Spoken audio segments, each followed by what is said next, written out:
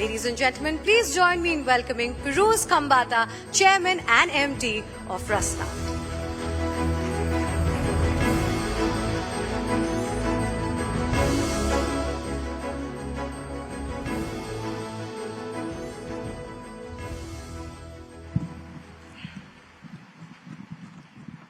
Hello, one and all. Present here, came to Ahmedabad.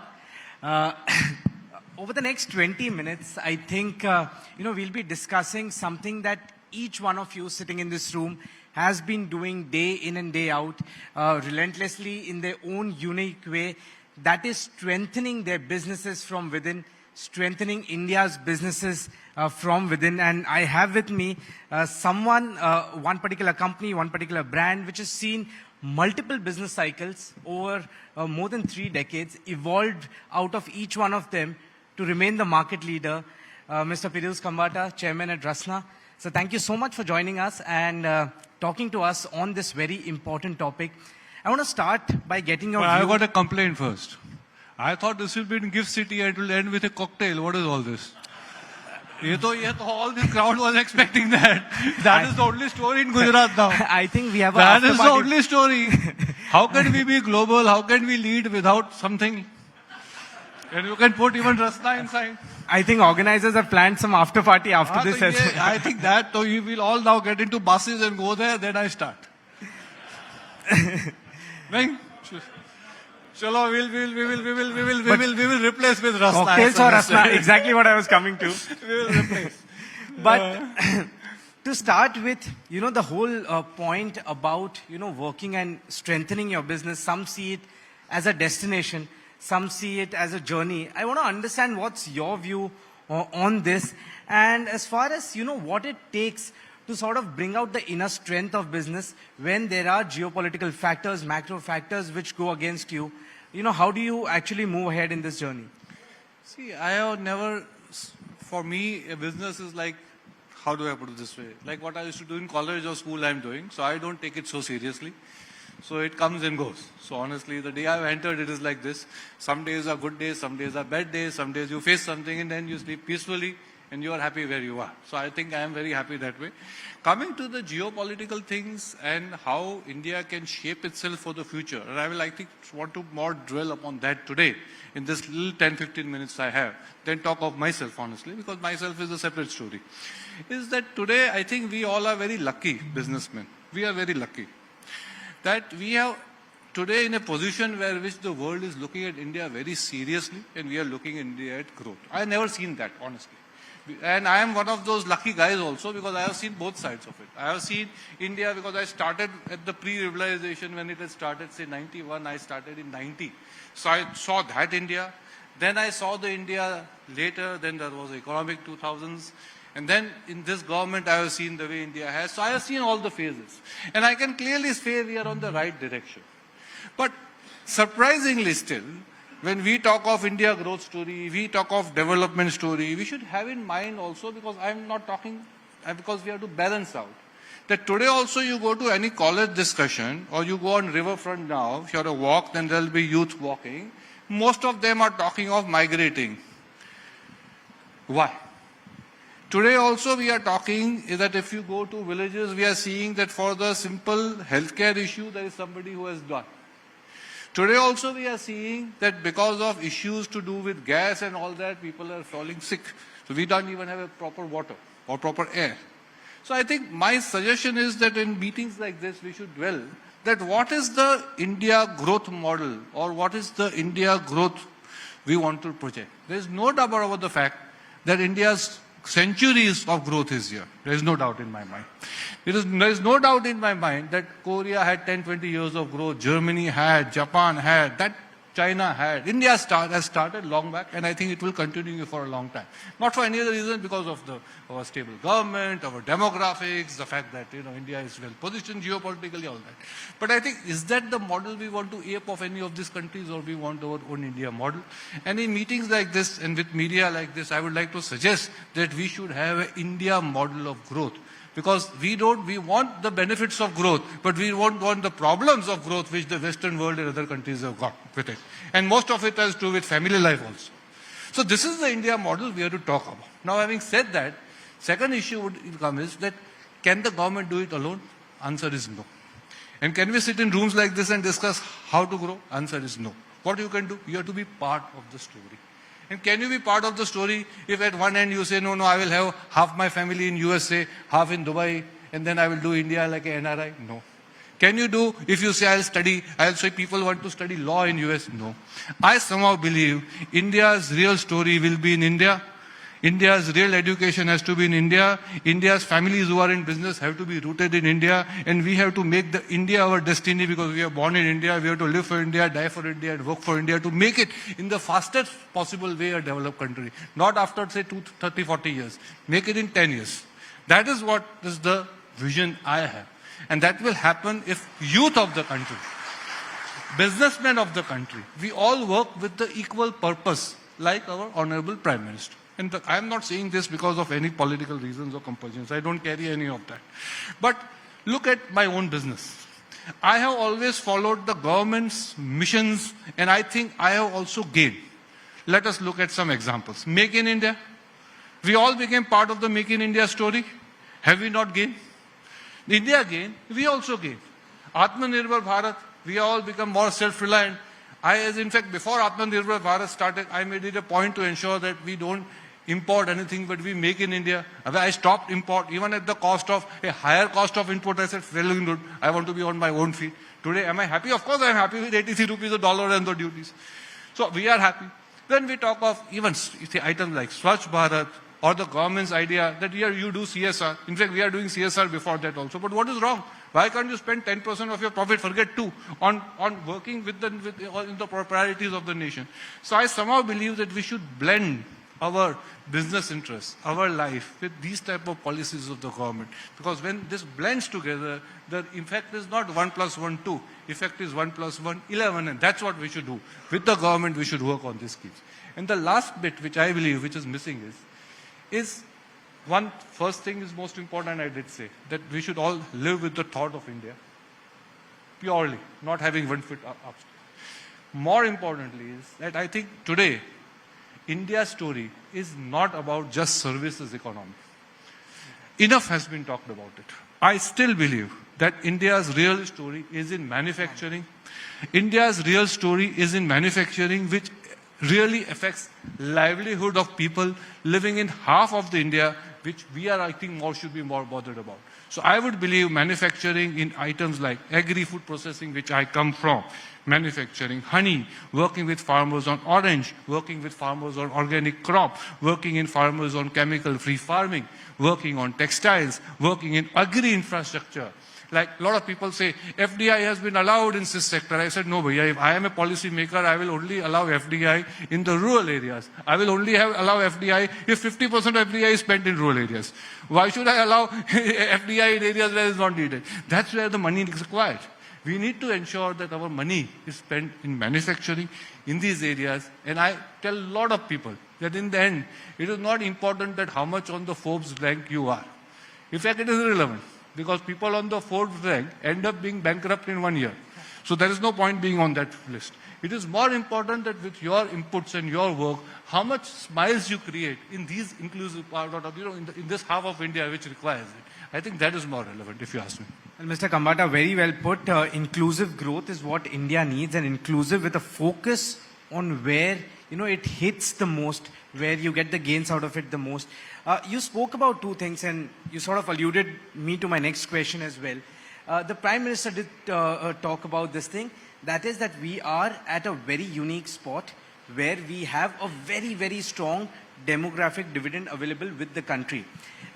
Every country that we've seen, which has reached the point of development and is developed today, went through this period, made the most of this period, and sort of got the development for itself for next many, many hundreds of years. Now, we have the realization that we have this in our hands right now. What about execution? What are those 4 or 5 layers that need to be taken care of that we make the most of this period? Because once it's gone, then there's no point in regretting. That's what the Prime Minister also said. So what are those 4 or 5 layers that need to be taken care of for this next step of execution? Execution first, I'll talk of both executions at industry level, societal level, and at the government level. At the government level, what they are doing is perfect. But I somehow believe that the space of work has to be much faster, especially in the ease of doing business. Because, of course, there are a lot of acts which are simplified, a lot of acts which have been decriminalized. A lot of you might be knowing about 100 plus acts have been decriminalized. I should really praise the government for it. But at other end, most of the time entrepreneurs will end up telling you that there are so many new obstacles coming up. So I somehow believe that ease of doing business has to be a reality. Number two, I am talking of ease of litigating also. Imagine each cases, we all know, I think the world talks of Indian law, but I think we should understand we need faster also. And there I have been always propagating that the government is the biggest litigant in the country and half the cases are stuck with their litigation only. Why can't the government, like in GST, in VAT they had something like Vivad Se Vishwas in income tax, across board, across PSUs, across board they need what I call a settlement scheme. Let the government give a very nice settlement scheme. If you have 100 own on anything on a PSU, give 50, forget it, forget interest and penalty. And most of the court cases will go. Similarly, I believe that there was a time when government set up basically what I call commercial courts at the lower level. Somehow, once again, it has stopped. High courts are now having benches. We still need, I personally believe, commercial courts to ensure that disputes are settled very fast. So I honestly believe this is something which is, I think India needs. When we are talking of India, of a developed country, we can't have tax laws and laws which are medieval. This is my belief. Number third, I still believe a lot of work needs to be done on taxation. Income tax also and GST also. With 18 and 40% tax, it is still very high. We need almost all products under 5 and 12. And as regards tax is concerned, why? Honestly tell me, this is something which I am starting speaking in the budget also, I spoke in many channels. Why we need only gift cities to do tax exemptions? Why can't have tax exemptions across the country? Why do we need to ensure? Because I somehow believe that the biggest reason why Indians are going abroad is that they don't want to tax their world income in India. So I'm saying legally allow people that your world income we won't tax. Instead of making him go somewhere and then do it the same thing, you can do it in India. I think some of the tax laws are made to encourage people shifting. And this has happened. Why should startups not be in India and start their companies from Singapore or Mauritius? I somehow surely believe that the government needs to work out schemes in which the reverse has to happen. For people who are in India and for people wanting to be in India, there should be more shops than the reverse which is happening. That will encourage more Indianization. So this is the type of thing which I expect from government. Most probably I will also expect from the government faster signing of the FTAs. We need to ensure free trade agreements now with the whole of Middle East, Europe, India, Middle East, Europe treaty is a big game changer. We can be the manufacturing hub for this whole country. We need to have, I think GCC, the Dubai Treaty has helped us. We need to sign with GCC, we need to sign with Europe, we need to sign very quickly.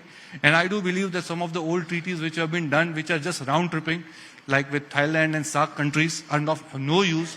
They should be possibly changed immediately so the Indian manufacturing really comes up. Now, as regards people is concerned, I somehow believe that as a country, we should start focusing on exports. So I have spare capacity or I have XYZ lines I want export. That should never be the idea. I somehow believe that the youth of the country now should plan for exports and then India can also come in. So the mindset has to be internationalization. I will be very happy if I see more of companies coming up for exports and the government has restarted the SEZ with a new avatar. I believe that is the need of the hour. So as regards industry is concerned, I would like more focus to be on manufacturing, I said, exports, and somehow, without any government intervention or diktat, we need to work in industry also with sustainable goals. Because I somehow believe that that is only the way we will be sustaining our companies if we work with sustainable goals. So as regards industry is concerned, voluntarily we need to work with sustainable goals of all kinds. That will really ensure that we are future ready. You spoke about taxation. Of course, you speak to corporates here, and I think that would come on the top of their list when it comes to, the problems that they face as far as the Indian system is concerned. And of course, make for the world is something that you spoke about. And we have a fresh chapter, the demographic dividend that we're talking about. They can relook at it and sort of excel in that. I want to understand this now from the industry's point of view, from corporate's point of view. According to you, if $10 trillion is the goal that you're moving ahead with, what gear is the India corporate sector, India Inc., driving its car towards that particular goal. And there are certain things from their side which needs to be changed. What would come in that list? See, first, when you talk of any goal which is dollar linked, my question always is, I don't know what INR dollar would be by that time. So we have to look at that also. Because if the dollar is 100 rupees, that time is different. Dollar is 85 is different. Dollars become 70 is different. So and honestly, I will not like to put one number and one put goal. But definitely, in my opinion, that I somehow believe that India has a unique chance now to position itself as a developed country already. Because I'll tell you why. Because our thoughts and processes now are like of the big player already. And high time that we take a lead and do, like if we can sign the COPS agreement in certain phases and we can take sustainable goals, I somehow believe we should ensure that on incomes like global taxation, on things like GST, we should proactively ensure that we lower the taxes predominantly. I somehow believe that will only help the country in a major way. In a major way by more investment by the private sector also, and also I will expect more FDI to come in. So definitely I will urge the government that now the going is good, you have huge GST collection, you have good income tax collections, make it lower, and what I said, do the reverse. Give more softs for being in India than being out of the country. So that is definitely I would want, if you ask me what I would want immediately. Okay. Now I want to understand something we've spoken about, of course, how to position our country and the corporate sector globally in India. But it all starts with an idea which sort of, grows first in the state geography. What I want to understand from you, how important is a change required as far as state policies are concerned? For you, of course, Gujarat has been the state of inception.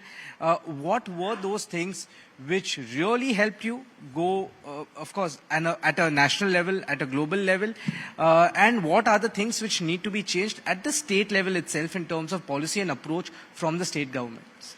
To be very honest with you, Gujarat is at the forefront of changes in policies, eco-friendly, and in fact, other states are following the Gujarat model. And luckily, in certain of the association, I have been part of even policy framing of some other states' industrial policy. And we had open discussions with the secretaries, and they were checking Gujarat papers and saying, "मैं गुजरात की policy से कैसे better बनाऊं?" So Gujarat template is being followed across the country today, very frankly. Even our vibrant Gujarat model is being followed across the world. So we want the same model. So I think that way we are lucky that we are staying in a state which is a template for change. But having said that, I think Gujarat now needs to ensure that our policies are not the best in India, but best in the world. And I think somehow that's why Gujarat has to now emulate policies of a Singapore or a Korea or a Japan, what they are. And I somehow like the government, in certain phases they have done it also. Like I think the Gujarat startup policy is pretty forward-looking. So I think Gujarat that way is a very progressive state. But having said that, I also have practice across India. And let me quickly tell you, today all states are becoming competitive. In fact, a lot of people tell me, I want more benefits. I say, go to a smaller state. Smaller states are more cooperative and have more friendlier policies. For example, smaller states, to give an example, to MSMEs, are giving the state GST also as a refund. There is one state policy which says, which I am surprised, irrespective of the capital, whatever state GST is there, for 10 years will refund. Now for FMCG, that's a big thing. If you are in a big state, just imagine all the state GST is coming back to you. And that is now also changing. Gujarat doesn't have that policy, incidentally. That is changing. So I somehow believe this whole competition between states has started, that this state is giving, which is good for industry, because then we can choose, we can compare and be in those states. So that way I think I don't think I'm expecting much from Gujarat. But definitely we need to have more ease of doing business at the state level also, especially in Gujarat in revenue laws. I think because our land and revenue laws are very archaic and very old, we really need to change it also. Mr. Khambata, you also spoke about how the current law needs to look at make in India but make for the world. The government has worked extensively in the last 10 years on enhancing India's global image amongst various developed countries in the world. Now, what I want to understand, of course, we speak about that, but on a practical basis, what happens at that highest level between countries? How does it really impact the smallest of businesses when that business aspires to go global? I mean, how does that percolate to the lowest level? Lord, today there was some bombing in the Gulf and suddenly the shipping rates have become 3 times. And most of our Gujarat MSMEs have rate contracts and they are paying from their pocket. Today, unfortunately, even if somebody sneezes abroad, there is a cold in Gujarat industry. So today we are linked. There is no way we cannot. If you ask me, the government has to support us. They have, like many other governments do support us. And if you ask me, the biggest thing which is ailing us, exporters especially, is the logistic cost. Huge logistic cost, huge logistic, what I call, there is no certainty. That's why I have been saying that you have like a PLI today, which has really benefited the big few. We should have a PLI for MSMEs also. There is no PLI for MSMEs as of now. None. 1 or 2 food has for some sectors, but across none. Now, central governments may not have the funds, but I somehow believe that the progressive state governments who are well funded, they should have PLI for MSMEs, especially for who are into exports. So that at least these type of, things can be taken care of. And in many products, in many things, the logistic cost is actually making us incompetitive. So if the PLI scheme actually takes care of the logistic cost, it will enhance our export and our competitiveness in the world. I strongly believe. Similarly, one thing is RODTAP. Earlier we all exporters, I will say I'm getting into detail, but I'm giving an example because that example is very important. The MEIS which exporters used to get in food and export, just to give an example, was 7%. Today the RODTAP is only 1.5%. Now you will say, Mr. Khambatta, what is it, 5% less? Your PLI, but PLI is for 5. Now most of the MSMEs, their profit was 5%. So imagine that competitiveness is gone. And what is RODTAP? RODTAP is our money. RODTAP is basically remission of duties. So in agri sector, there are so many duties paid by the farmer, so many taxes which are, because GST does not include fuel, that is lost. So RODTAP has to be relooked. So these are the type of things, if they are helped, I think it will only help MSMEs increase their export, especially RODTAP and PLI for MSMEs. And for a state like Gujarat, where I believe the real benefit will only come if MSMEs really grow, I think this, what I'm saying, is really going to help the MSMEs. I mean, the demand to look at RODTAP has been long-standing. And the hope from MSMEs is only that the government looks at it. No, it is our money. We are not asking for any gift from them. Absolutely. It is our money in taxes we are given. You don't give it when there is no level playing field. Other countries are getting the benefit. This is not a gift check they are asking. We are asking our money to be returned back. Everything that you said, but in the last 10 years, how have you seen Indian businesses even thinking of becoming competitive on a global stage? How has that scenario changed when you talk to businesses? Big businesses have become competitive also because of the quality. In my mind, I have seen the quality of Indian products in export has really increased, and that has really helped. Second, a lot of big companies are looking seriously at India as an option, as a supply chain option. So a lot of big companies are wanting to get them make in India or made through contract job workers. So that has really, really helped. And I think successes in the mobile phone, successes in the cars, other white goods, where many times we were only importing. Today, we are exporting from India these products to the world. I will not take brands, but they are evidently. Which shows that I think Indian policies, Indian government's policies are working. And the world is now seriously thinking, yes, India can manufacture and make for the world. Now the same model we need to follow for many, many, many other products also. And I somehow believe more so in products which are agri-linked. Like I still believe that we are importing many fruit juice concentrates. Yeah. And many of our Indian companies who are the big brands, they are making fruit juice concentrates which are just diluted in India. Why can't we use Indian fruits? Now, I can't tell you a brand name, but a brand name of a Make in India beverage, they claim to be Make in India. They are actually making the product in Sri Lanka. It is written. Now, why is it that they have to go to Sri Lanka? Obviously, because there is some tax arbitrage or money arbitrage, or there is some custom duty benefit. So why have that? So I somehow believe that there has to be a level playing field which will help Indian manufacture, which will help Indian exporters.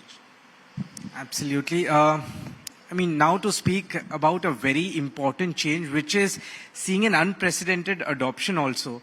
Technology, and this is a very important point from the side of businesses, small, big, ultra big. The adoption, of course, started from the larger ones, and now it's slowly moving down the pyramid. But when you sit here, when you speak to smaller businesses, bigger businesses, do you see more of a threat that smaller businesses will be left behind when it comes to adoption of technology? Or do you see a good democratization of technology happening, as the competitive intensity increases down the supply chain? Till now, I didn't take any example of Rasna, but now I will take in this question, because if I don't give an illustration, probably my answer will not be there. The world knows that artificial colors are not too good, artificial flavors are not too good, and the world wanted to adapt to them. But do you know which is the country which made the first natural color and natural flavor drink, powder drink in the world? It was Rasna, nobody else. Though in this company there are most are the biggest MNCs. Do you know that? No. Everybody knows that phosphoric acid in cola is bad. The only cola in India branded without phosphoric acid is Rasna. I firmly believe that this is our competitive advantage. That for us, technology is our competitive advantage. I somehow believe that for all companies in India, we should work in our sphere and be the first in the world. And that has helped. Now in some countries where artificial colors are banned, Rasna is the only possible choice, because I was the one we started doing it in 17. So I somehow believe that if you have it, of course it takes time. It took for me also time. Of course it takes money, it takes investment in back end. But today I am happy after how many years? 7 years. So I somehow urge all my friends in industry, of course, if you want to be competitive, and as I tell a lot of people, the startups are very good, but startup which will end up very soon is of no use. So if you want to be a startup forever, and which probably if you ask me, I'll tell you what are the secrets of that. One secret definitely is to ensure that you are technologically savvy and inbuild technology into your product so that you are future ready. And when I'm talking also to you, in our lab, we are working on beverages for the next 5 years onwards. Because on our own, not because somebody else has done. Not because they compete. In fact, the competitors are copying me. If you go to competitors' lab, they have my product. India mein kya karta hai, isko copy karte hum log. I don't copy. So I somehow believe you need to be futuristic, be ready for the future as far as technology is concerned. And I would urge everybody to do it. It doesn't cost too much money. And even if it costs, I somehow believe in our balance sheets, 1 or 2% of our money spent on R&D is something which is a bare minimum is required. In fact, in Korea and other countries, they spend much higher. If we are not even spending 1, I think it's a mistake. And second, don't look at any return in 1 year or 2 years for this type of investment. Keep in mind 10 years plus. It is better you tell your children, your family members, let us not buy a Mercedes or let us not buy a better farmhouse. Let us put that money in technology for MSME. That will help you better than that young boy after 10 years. This is my advice. Better than that Mercedes. The Mercedes and farmhouse will spoil him. Money put on technology will ensure that in 10 years' time, the company will become a better company. Better company. I mean, since you've started with your example, let's continue with that. Very few brands, at least that I can think of course, my parents, they were as relevant to my parents as they are to me, and hopefully they'll be as relevant to the next generation. Rasna has been one of that brand. Of course, you've grown with the brand in that sense. How do you keep the brand relevant where the entire landscape is so dynamic, not just on one count, but on every count? Technology, competition, still staying so relevant and being a household name. I mean, just give us some insight. Oh, that is true also, because we just did a recent survey, and I had a feeling personally, and I was also surprised, that Rasna would be top of the mind in the small towns, medium towns, and rural towns. There's no question about it that we are top of the mind there. So I have to be. I did a survey in Bombay, Delhi, the metros, Bangalore, and to my surprise, even the richest rich in the A class, they had as much affinity and love for Rasna as much in B and C class. Second, old or young, same affinity. Rich or poor, same affinity. Bangalore or some town, lower, Hosur, same affinity. So I somehow then thought, what is it that Rasna is so? In fact, I as a owner also am still thinking. Then we have come to a conclusion that, and that is a secret, there is no secret or something I'm telling you. This will probably teach you, there is a case study of it, but I tell you that our marketing efforts has always been not only functional, but emotional. We have the Love You Rasna family, and I think that has really ensured that we are close to the heart of most of the Indians. So when competition is talking of 1 rupaya free, 2 rupaya jada, 5 rupaya ye, we never only talk of the rational aspect.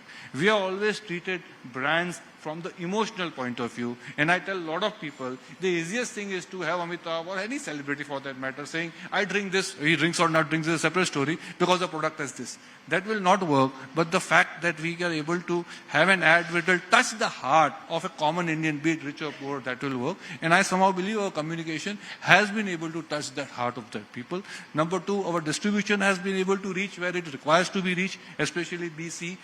And of course, the branding is good. The technology I already did mention, we are futuristic. Four, obviously, we are a family company, so we have nobody sitting on our head, do this, do that. We can do whatever we want. I have no financial pressures, luckily touch wood. I have no pressures from any shareholders, any joint venture partners, any bankers for that matter. Of course, I have very good friends, the bankers, but I don't have to sit. And as I said to a lot of entrepreneurs, in end, I am not driven by any merchant banker or any financial way. I can do as an entrepreneur what I want. And I think that is more important, if you ask me. Absolutely perfect in that sense, the recollection part of it. But to me personally, if I talk about, there are certain brands that always excite me in terms of why are they not listed on stock exchanges. Yours is, of course, one of those brands. I understand you sort of partially answered that question. You don't have shareholders in that sense. You have a family business. There's no pressure in that sense from any stakeholder.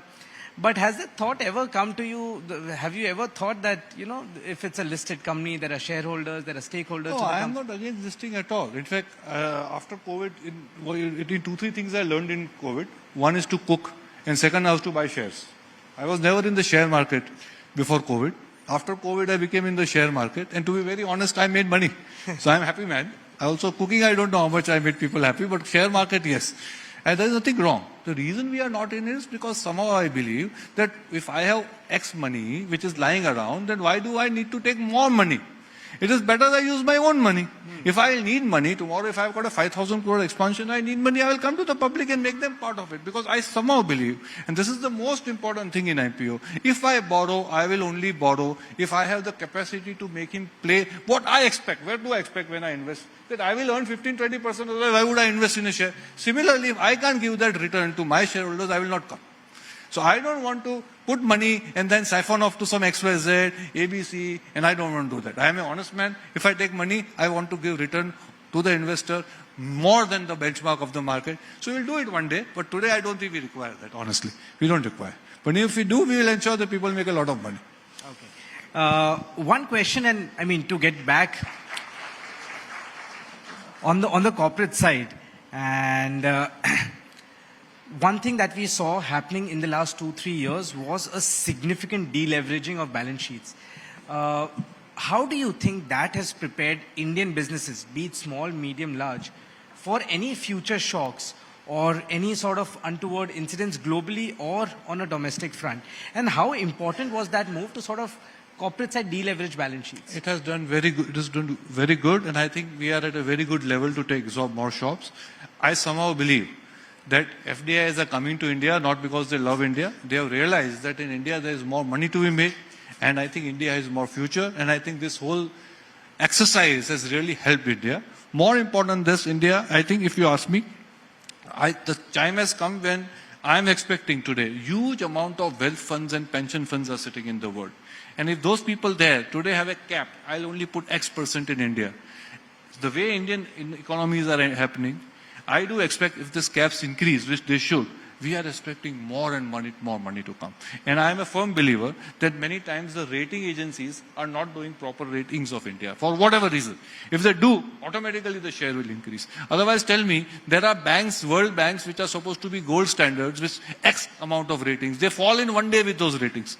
So I think, honestly speaking, we need to relook at that. Somehow or the other, there is an idea which was there that Indian companies we should, as a country, should come out with our own rating. And I do believe most of our Indian companies will then be almost investment grade plus, if those ratings are honest. Absolutely. One final question as we conclude this conversation. Of course, we have a target in front of us. We spoke about the ingredients required to move towards that target. But as you see India achieving that target, what is your ideal state? How would you describe the country in terms of its investments, in terms of the corporate structures, in terms of its regulatory framework?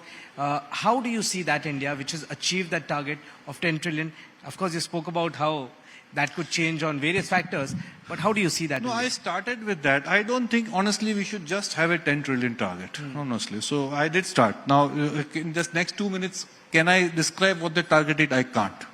But we need to have goals which are beyond just 10 trillion. So what are those goals? They have to be with inclusive growth, and goals which are just beyond the $1 trillion, how much percentage exports, how much people, our SMEs will contribute, what should be. I think those are the type of goals. So I'll be more happy to say that as a person, I'll be more happy that if in the next 10 years, make it simple, if I don't hear young people wanting to go abroad, settling abroad, if I see that immigration agents are running empty, and if I see people are not taking any of these donkey flights, I'll be more happy than any of this goal being reached. Because that is the proof of the pudding, is that only. Koi India chhod ke nahi ja raha hai, because India has become so good. So that is, I think, the proof. And I somehow believe that, on the contrary, reverse should happen. We should have people studying in US universities coming into India to now do their studies, or people still living in, say, XYZ countries coming to India for work. And that is the true strength of India. And I personally am very optimistic that if we work with the government for next 10 years, forget the 100 years of our independence, we can be that much sooner, much sooner. This is I personally believe. Okay. I am sure nobody would have given a simpler definition of what a developed country could look like. Thank you, Mr. Khambatta, for speaking to us, and pleasure to get all those insights. Thank you. My pleasure. My pleasure.